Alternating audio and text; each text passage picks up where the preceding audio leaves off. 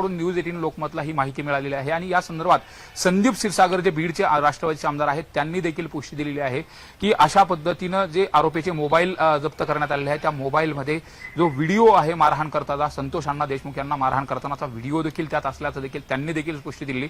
त्यामुळे या प्रकरणामधला जो काही आता तपास आहे तो जलद गतीने सुरू झालेला आहे आणि सीआयडी गेल्या 3 दिवसापासून या ठिकाणी ठाण मांडून आहे। काल देखील अनेकांची चौकशी केलेली, आज देखील चौकशी सुरू आहे।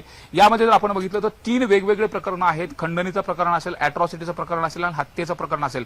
मात्र या तिन्ही प्रकरणाचं कुठेतरी लिंकेज आहे का याचा देखील तपास सीआयडी करणार आहे। मात्र या तपासामध्ये महत्वाची आणि मैलाचा दगड ठरणारा जो काही पुरावा सापडलेला आहे तो म्हणजे मोबाईलचा पुरावा आहे आणि त्यामध्ये सापडलेला जो काही व्हिडिओ आहे जो न्यूज 18 लोकमतला सीआयडीच्या अत्यंत विश्वसनीय सूत्रांकडून ही माहिती मिळाली। सीआयडीच्या अधिकाऱ्यांनी या तपासासंदर्भात जरी सांगितलं नसलं का तर हा तपास जोपर्यंत पूर्ण होणार नाही तोपर्यंत आम्ही कुठलाही शब्द सांगणार नाही, तपासात कुठलाही अडथळा येऊ नये यासाठी जरी सीआयडी ही माहिती ठेवत असली तरी मात्र विश्वसनीय सूत्रांकडून ही माहिती मिळालेली आहे।